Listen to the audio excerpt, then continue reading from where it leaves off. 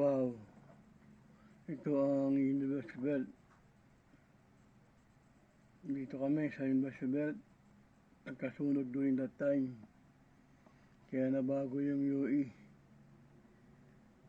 Yan, nabago yan kasi nagkasunog nga, pero nagawa na siya, natapos siya bago matapos ang pandemic. Kaya kung makita mo at pumunta ka sa lugar na yan, bago yan, hindi kayo ng ang ano yan, puro building na. Yan sa Papa. Talagang pandemic, maraming kalsada.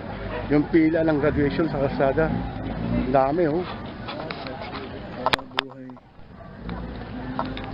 Pilipino. Graduation ngayon. March 30, 2012. March 30, 2012.